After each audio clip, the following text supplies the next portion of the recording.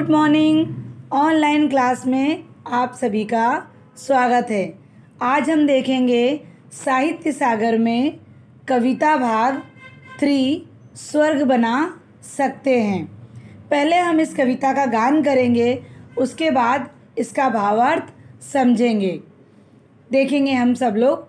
धर्मराज यह भूमि किसी की नहीं, कृत है दासी, है जन्मना समान परस्पर इसके सभी निवासी। सबको मुक्त प्रकाश चाहिए, सबको मुक्त सुमिरन, बाधा रहित विकास, मुक्त आशंकाओं से जीवन। लेकिन विघ्न अनेक अभी इस पथ पर अड़े हुए हैं, मानवता की राह रोक कर पर्वत अड़े हुए हैं। न्यायोचित सुख सुलभ नहीं जब तक मानव को, चैन कहाँ धरती पे तब तक शांति कहाँ इस भव को। जब तक मनुज का यह सुख भाग नहीं सम होगा, समित न होगा कोलाहल, संघर्ष नहीं कम होगा। उसे भूल वह फंसा परस्पर ही शंका में, भय में लगा हुआ केवल अपने में और भोग संचय में। प्रभु के दिए सब सुख इतने हैं विकीर्ण धरती पर, भोग सके जो उन्हें जगत में कहाँ अभी इतने नर। सब हो सकते तुष्ट एक साथ सब सुख पा सकते, चाहे तो पल में धरती को स्वर्ग बना सकते। अब हम थोड़ा सा कवि का परिचय लेंगे। स्वर्ग बना सकते हैं, इनके कवि हैं रामधारी सिंह दिनकर। संक्षिप्त नाम है इनका दिनकर कहकर इन्हें बुलाया जाता था। हिंदी साहित्य जगत के शीर्षस्थ साहित्यकार श्री रामधारी सिंह दिनकर का जन्म 30 सितंबर 1908 को बिहार के मुंगेर जिले में सिमरिया गांव में हुआ था। उनको बालकाल से ही काव्य एवं साहित्य के प्रति विशेष रुचि थी। दिनकर जी दीर्घ समय तक राज्यसभा के सदस्य रहे। ये भागलपुर विश्वविद्यालय के उपकुलपति नियुक्त हुए। रामधारी दिनकर की कृषक वर्ग के प्रति, कृषक अर्थात किसान वर्ग के प्रति सहानुभूति रही। शोषक वर्ग के प्रति इनके मन का आक्रोश आपकी प्रगतिवादी रचनाओं में व्यक्त हुआ है। आपने गद्य और पद्य दोनों में लिखा है, किंतु ख्याति का मूल आधार पद्य ही रहा है। दिनकर जी अपने देश एवं युग सत्य के प्रति सचेत रहे। माखनलाल चतुर्वेदी ने इनके विषय में लिखा है कि दिनकर से इतिहास अपनी संपूर्ण वेदनाओं को लेकर बोलता है। आपकी भाषा ओज, माधुर्य एवं प्रसाद गुण से युक्त है। इनकी रचनाओं में रौद्र एवं वीर रस की प्रधानता है।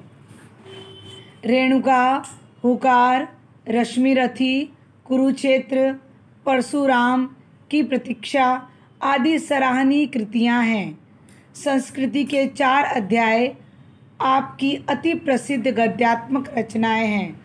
जनजीवन में नव चेतना उत्पन्न करना इनकी रचनाओं की प्रमुख विशेषता है।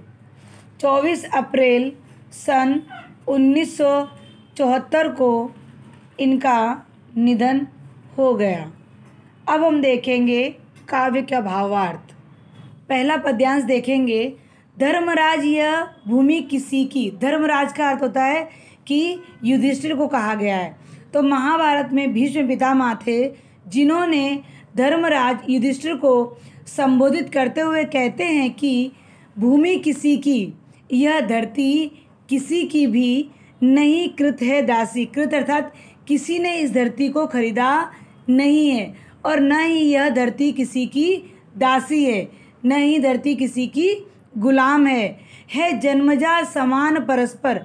इस धरती पर जिसने जन्म लिया है, जिस व्यक्ति ने भी जन्म लिया है, सभी व्यक्ति का इस पृथ्वी पर समान अधिकार है। इसके सभी निवासी अर्थात पूरी दुनिया, समस्त मानव इस पृथ्वी के ही निवासी हैं। यहाँ पर कोई भी दुर्व्यवहार नहीं होगा। इस धरती पर सभी का समान अधिकार है। इस धरती को किसी ने खरीदा नहीं है और न ही धरती किसी की गुलाम है। इस धरती पर जिसने जन्म लिया है सभी का इस धरती पर समान अधिकार है। सबको मुक्त प्रकाश चाहिए। इसका अर्थ है सबको मुक्त, सबको आज़ाद वाला, सबको स्वतंत्रता वाला प्रकाश, रोशनी चाहिए। सबको मुक्त सुमिरन, सबको मुक्त सुमिरन अर्थात हवा। हवा भी ऐसी है कि कोई किसी को उसको अपने बस में नहीं कर सकता। तो इसका अर्थ होता है मुक्त प्रकाश और मुक्त सुमिरन का अर्थ है कि भरपूर आनंद एवं सुखोभोग के साधन, बाधा रहित विकास और किसी भी प्रकार का जो मनुष्य विकास में आगे बढ़ रहा हो उसे किसी भी प्रकार का बाधा नहीं चाहिए, किसी प्रकार की रोक टोक नहीं चाहिए। मुक्त आशंकाओं से जीवन, और उसका जीवन बिल्कुल शंका रहित होना चाहिए। यहाँ पर मुक्त प्रकाश और मुक्त सुमिरन का अर्थ है कि भरपूर आनंद एवं सुखोभोग के साधन। किसी विशेष व्यक्ति या वर्ग जाति का उस पर अधिकार नहीं है, सबका समान अधिकार है और सभी मनुष्य का बहुमुखी विकास होना चाहिए। किसी के भी विकास में बाधा अथवा परेशानी उत्पन्न होनी नहीं चाहिए। मुक्त आशंकाओं से जीवन, उनके जीवन में किसी भी प्रकार के शक एवं आशंकाओं का स्थान होना नहीं चाहिए। दूसरा पद्यांश देखेंगे। लेकिन विघ्न अनेक अभी इस पथ पर अड़े हुए हैं, मानवता की राह रोककर पर्वत अड़े हुए हैं।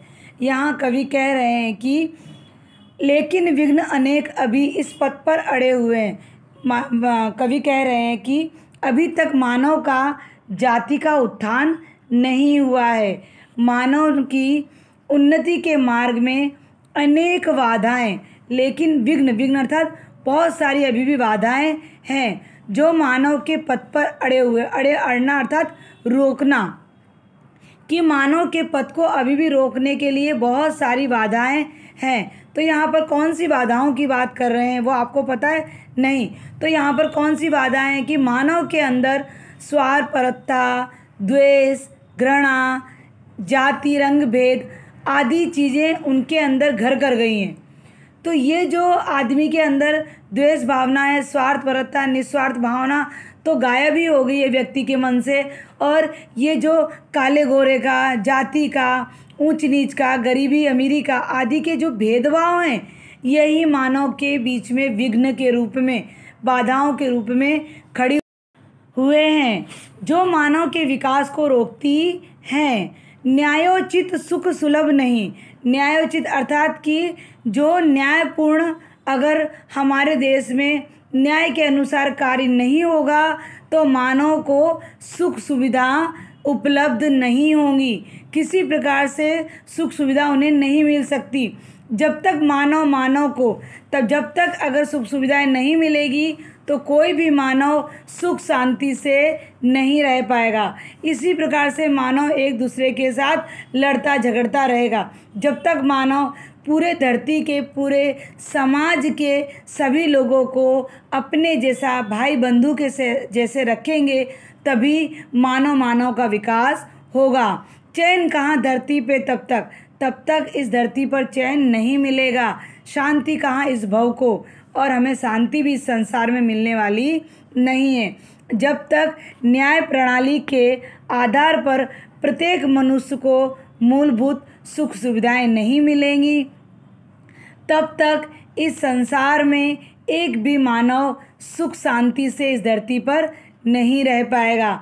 हमारे अंदर जो घृणा की भावना, जो जाति भेद की भावना, जो रंग भेद की भावना, जो स्वार्थपरता की भावना हमारे अंदर जो पनप रही है उस भावनाओं को हमें निकाल बाहर करना चाहिए और सब भाई बंधुओं को अपने जैसा समान अधिकार देना चाहिए। तभी इस धरती पर हमें शांति, सुकून, अमन प्राप्त होगा और तभी इस धरती पर हमें इस संसार भव अर्थात इस संसार में हमें शांति मिलेगी।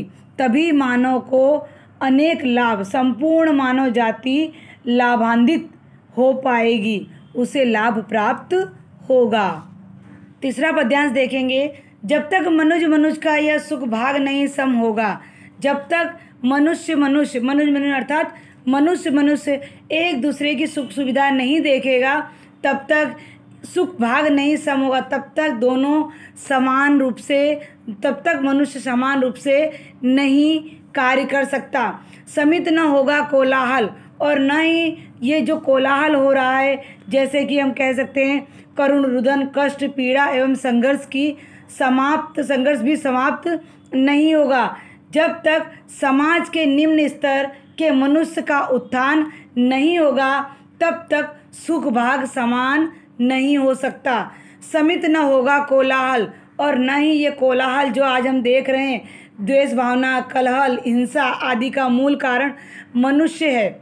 जो कोलाहल हो रहा है, जो शोरगुल हो रहा है, जो लड़ाई झगड़ा हो रहा है, जो युद्ध हो रहा है मनुष्य के बीच में, वो यही कारण है। संघर्ष नहीं कम होगा जब तक मानव के अंदर स्वार्थ की भावना, द्वेष की भावना, कलह, हिंसा आदि उसके अंदर व्याप्त रहेंगे, तब तक मनुष्य के अंदर कभी भी उनका संघर्ष कम होने वाला नहीं है।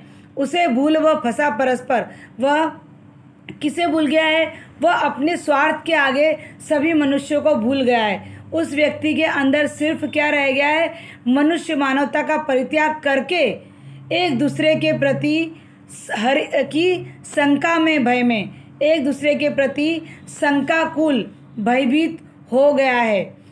लगा हुआ केवल अपने में, वह व्यक्ति किस में लगा है?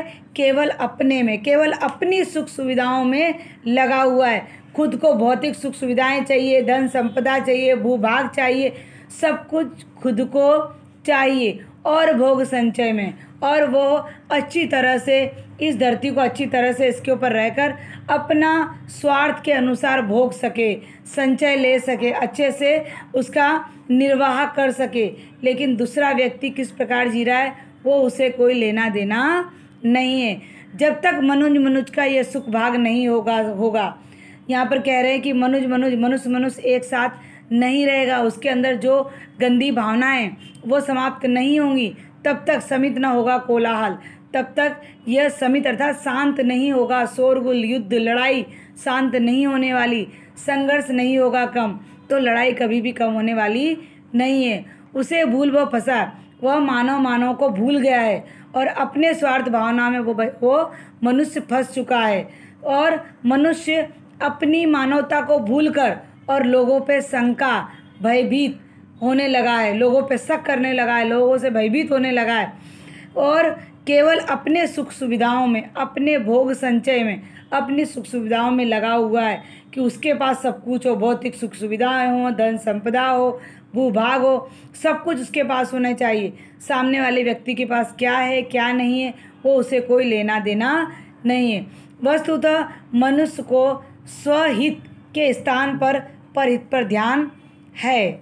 दूसरा अपना वो क्या कर रहा है वो उसे कोई लेना देना नहीं है, दूसरा क्या कर रहा है उस पर व्यक्ति का ज़्यादा ध्यान रहता है।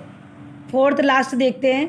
प्रभु के दिए हुए सुख इतने विकीर्ण धरती पर, यहाँ कह रहे हैं कि ईश्वर ने हमें इतने सारे सुख दिए हैं, इतने सारे सुख हैं कि इस धरती पर विकीर्ण अर्थात फैले हुए इस विशाल धरती पर इतने सारे सुख सुविधाएं फैली हुई हैं कि भोग सके जो उन्हें जगत में। कहाँ अभी इतने नर हैं, बोलते इतने ज़्यादा हमारे भगवान ने हमें इतने ज़्यादा सुख सुविधाएं इस धरती पर दी हैं, पर मनुष्य अपने स्वार्थपरता के आगे वो फैली हुई सुख सुविधाओं को देख नहीं रहा है, वो सिर्फ अपना स्वार्थ देख रहा है। इसीलिए इस जगत में कितने सुख हैं वो उसे भी पता नहीं है, कहाँ इतने। और बोलते नर के अंदर जब तक जो नर है इस धरती पर, जो मानव है इस धरती पर, जब तक ये मानव रहेंगे और मानव के अंदर स्वार्थपरता की भावना रहेगी, तब तक उन्हें इस धरती पर फैले हुए सुख सुविधा दिखाई देंगे नहीं। और इस धरती पर अभी तक ऐसा मानव कोई पैदा नहीं हुआ है कि इस धरती के सभी सुखों को प्राप्त कर ले। क्यों प्राप्त नहीं कर सकता? क्योंकि मानव के मन में स्वार्थपरता की भावना भरी हुई है। सब हो सकते तुष्ट एक सा, यहाँ पर कह रहे हैं कि सभी मनुष्य तुष्ट अर्थात संतोष प्राप्त कर सकते हैं, सब सुख पा सकते हैं। सभी इस धरती पे जितने भी मनुष्य हैं सभी सुख प्राप्त कर सकते हैं। चाहे तो पल में धरती को स्वर्ग बना सकते हैं। अगर मनुष्य सब चाहे और मनुष्य के अंदर जो स्वार्थपरता की भावना है, जो जाति भेद की भावना है, जो अमीर गरीब की भावना है, वो सब भावनाएं अगर मनुष्य के अंदर से मिट जाए तो ये धरती क्या बन जाएगी? ये धरती पल में, क्षण भर में ये धरती स्वर्ग बन जाएगी। इस प्रकार से स्वर्ग बनाने के लिए हम लोगों को ही कुछ प्रयत्न करने चाहिए। अगर हम कुछ प्रयत्न नहीं करेंगे तो यह धरती स्वर्ग नहीं बन सकेगी। चलिए, सभी को समझ में आया। इसी के साथ मैं अपनी वाणी को विराम देती हूँ। अस्तु, धन्यवाद।